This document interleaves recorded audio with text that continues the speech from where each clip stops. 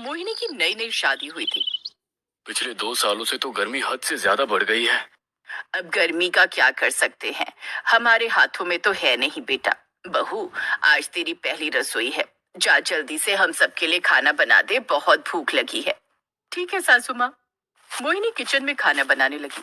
तभी अचानक घर की लाइट चली गई। गर्मी की वजह से सबकी हालत बहुत खराब हो रही थी। उसके सास ससुर और पति सभी लोग बाहर हॉल में आ गए और हाथ वाले पंखे से हवा करने लगे। दूसरी तरफ मोहिनी के किचन में खड़े खड़े हालत खराब हो रही थी। इतने भारी भरकम कपड़े पहनने की मेरी तो आदत है नहीं। अगर मैं कपड़े पहनी रही तो मैं भी बेहोश हो जाऊंगी। ऐसा करती हूँ, कपड़े उतार देती हूँ, फिर खाना बनाती हूँ। मोहिनी ने साड़ी उतार दी और नीचे उसने पहले से एक छोटा सा ब्लाउज और छोटी सी स्कर्ट पहन रखी थी। हॉल में बैठे उसके सास ससुर ये देखकर दंग रह गए। उसकी सास गुस्से में दौड़कर उसके पास गई। बहू, तेरे अंदर शर्म नाम की चीज है कि नहीं? तूने सारे कपड़े उतार दिए। सासू माँ, मैं क्या करूँ? मैं अपने मायके में शॉर्ट ड्रेस में ही रहती थी। इतनी गर्मी हो रही है, लाइट भी चली गई। यहाँ गैस की इतनी गर्मी है कि मुझसे बर्दाश्त नहीं हो रही। अगर मैं खाना छोड़कर बाहर आ जाती, इसमें भी तो अपमान हो जाता।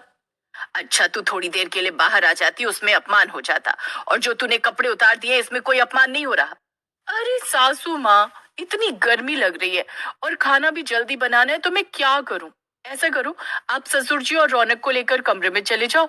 मैं जल्दी से खाना बना लेती हूँ। ठीक है, अभी के लिए मैं सबको कमरे में बंद कर देती हूँ, लेकिन दोबारा ऐसी गलती नहीं होनी चाहिए।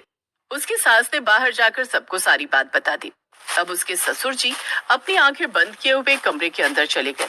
रौनक भी घर के बाहर निकल गया। अब मोहिनी ने छोटे छोटे कपड़ों में ही सारा खाना बनाया और टेबल पर ले आई। अरे बेशरम, अब तो खाना बन गया है, अब तो ढंग के कपड़े पहन ले। ठीक है सासू माँ। मोहिनी अपने कमरे में गई और घूंघट वाली साड़ी पहनकर बाहर आ गई।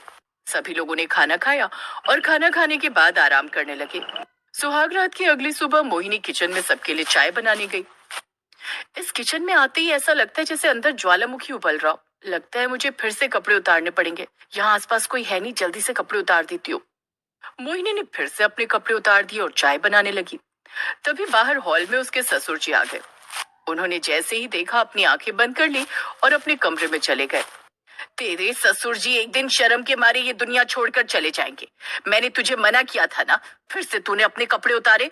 सासू माँ, यहाँ आसपास कोई नहीं था और मुझे बहुत गर्मी लग रही थी, इसलिए मैं शॉर्ट ड्रेस में आ गई। पहले तू अंदर जा और पूरे कपड़े पहन कर आ, उसके बाद चाय बनाना। अब मजबूरी में मोहिनी कमरे में गई और साड़ी पहन कर आ गई। उसने चाय नाश्ता बनाया और सबको खिलाए भी। रौनक काम पर चला गया। दोपहर में मोहल्ले के कुछ आदमी उसके ससुर से मिलने आए। भाई साहब, इस बार तो तुम बहुत गर्मी करवाए हो। तुम लोग तो ऐसे कह रहे हो जैसे गर्मी और सर्दी करवाना सब मेरे हाथ में है। चलो, तुम लोग आ ही गए हो तो अपनी बहू के हाथ की चाय पिलाता हूँ। अरे बहू, जरा 3 कप चाय बना देना। ठीक है ससुर जी, अभी लेकर आई।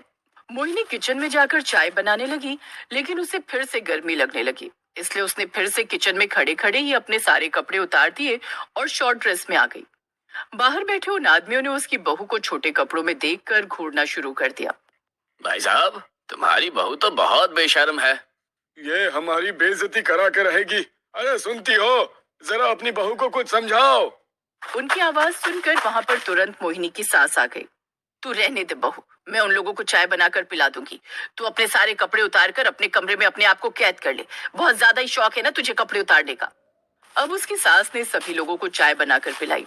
गांव के आदमी वहां से चले तो गए, लेकिन उनके मन में वो बात पचने वाली तो थी नहीं। इसीलिए वो लोग गांव में जाकर बेशर्म बहू के बारे में चर्चाएं करने लगे। अरे तुम लोगों को पता है, हम तो समझते थे कि रौनक को बहुत अच्छी बीवी मिली है, लेकिन उसे बहुत बेशर्म बीवी मिली है। हाँ, ऐसा क्या हो गया भाई साहब? कहीं आपके साथ उसने कोई बेशर्मी तो नहीं कर दी? अरे कुछ ऐसे ही समझ लो। बात दरअसल ये है कि अभी थोड़ी देर पहले हम लोग गजोधर भैया से मिलने गए थे। उन्होंने अपनी बहू से चाय बनाने को कहा, लेकिन जैसे ही वो किचन में चाय बनाने गई, उसने अपने सारे कपड़े उतार दिए और छोटे छोटे कपड़े पहनकर चाय बनाने लगी। बताओ, बूढ़े बुजुर्ग लोग वहां बैठे हैं और उनके सामने नई नवेली बहू अपने कपड़े उतारने लगी। इससे बड़ी बेशर्मी और क्या हो सकती है? राम राम राम राम राम, बड़ी बेशर्म बहू मिली है उसे। तो ऐसे ही दिन बीतते रहे। हर बार उसकी सास मना करती थी, लेकिन वो जैसे ही किचन में जाती थी, अपने कपड़े उतारना शुरू कर देती थी। थक हार कर खाना बनाते समय उसकी सास घर का मेन दरवाजा बंद कर देती थी और अपने पति को कमरे में बंद कर देती थी।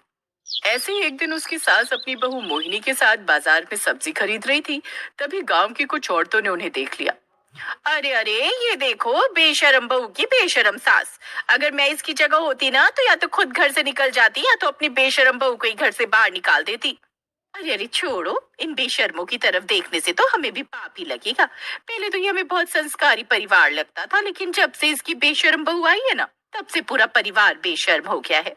देखा, आज तेरी वजह से पूरा गांव हमारी कितनी बेइज्जती कर रहा है। मैं चाहकर भी उन्हें कोई जवाब नहीं दे सकती, वरना अभी तक मैं इनका मुंह तोड़ चुकी होती। जब अपनी ही गलती है तो उन्हें क्या कहें।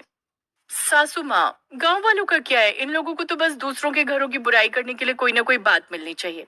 चुप कर, वो जो भी कह रही है बिल्कुल सही कह रही है। पता नहीं कहाँ से बेशर्म बहू मिल गई हमें। इतनी बेइज्जती सहने के बाद हम तुझे घर से तो नहीं निकाल सकते, वरना तू दहेज प्रथा लगा देगी। हम ये घर छोड़कर चले जाएंगे आज। उसके बाद मोहिनी के पति रौनक ने भी उसे खूब समझाने की कोशिश की, लेकिन फिर भी जितनी बार वो किचन में जाती अपने कपड़े उतार देती।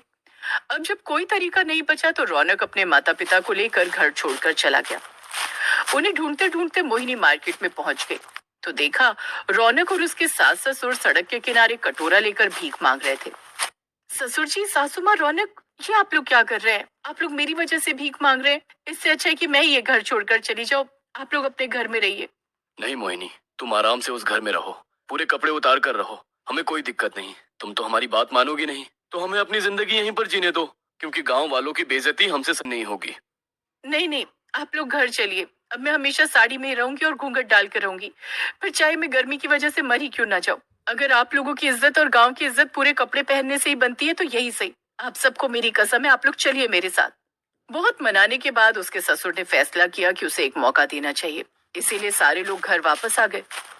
एक दिन जब वो खाना बना रही थी तभी उसे बहुत गर्मी लगी।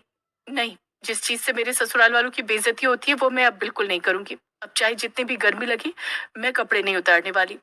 गर्मी की वजह से मोहिनी खाना बनाते बनाते बेहोश होकर वहीं पर गिर गई। तभी वहां पर उसके सास ससुर आ गए। रौनक भी आ गया। उन्होंने जल्दी से डॉक्टर को बुलाया। देखिए, लगता है आपकी बहू को गर्मी से एलर्जी है। किसी किसी को गर्मी बिल्कुल बर्दाश्त नहीं होती। अपने घर में एसी लगवा लीजिए, वरना इनका शरीर गर्मी झेल नहीं पाएगा। इतने भारी भारी कपड़ों में कोई भी बेहोश हो सकता है। खैर, डॉक्टर साहब ने इलाज किया और दवाइयां देकर चले गए। शाम को उसकी सास किचन में जाकर खाना बनाने लगी, लेकिन उसे भी बहुत गर्मी लगी और वो भी बेहोश होकर गिर गई। डॉक्टर आए और उसका इलाज किया। तब सास को समझ में आया कि उसकी बहू क्यों कपड़े उतारती थी। खैर, एक दिन जब गांव में दोपहर के वक्त सभी मर्द काम पर गए थे, तभी गांव के गजोधर चाचा अचानक बहुत बीमार हो गए। अरे, मेरे बाबूजी को क्या हुआ? इन्हें जल्दी से अस्पताल ले जाना होगा। आज डॉक्टर साहब ने इनको बुलाया था, लेकिन जब कोई है ही नहीं तो गाड़ी चलाकर कौन ले जाएगा इन्हें अस्पताल। वो औरत घर के बाहर खड़े खड़े चिल्ला रही थी, इसीलिए सारा गांव, मोहिनी और उसकी सास भी वहां पर पहुंच गए। मोहिनी से ये सब देखा नहीं गया। अरे, इन्हें जल्दी से अस्पताल ले जाना होगा। ये बाइक खड़ी है, किसी को बाइक चलानी नहीं आती क्या? बहू, गांव के सारे लड़के तो शहर गए कमाने और सबके आदमी काम पर गए, सब रात को आएंगे। मुझे बाइक चलानी आती है, पर मैं साड़ी पहनकर गाड़ी नहीं चला सकती। अब आप चाहे मुझे बेशर्म कहें या नालायक, पर अभी मेरी इज्जत से ज्यादा बाबूजी की जान जरूरी है। मोहिनी ने सबके सामने साड़ी उतार दी और शॉर्ट ड्रेस में आ गई। उसने बाइक स्टार्ट की। मोहिनी का ससुर उस बूढ़े आदमी को पकड़कर बाइक पर बैठ गया। मोहिनी तुरंत उन्हें अस्पताल लेकर पहुंची और वो बच गए। मोहिनी, हमें माफ कर दे। हमने तुझे और तेरे परिवार को कितना उल्टा सीधा कहा, पर तूने ही हमारी मदद की। आज तेरी वजह से मेरे बाबूजी जिंदा हैं। बहू, माफी तो मैं भी तुझसे मांगती हूँ। चलो घर चलते हैं। उस दिन के बाद से मोहिनी की इज्जत उस गांव में कुछ ज्यादा ही बढ़ गई।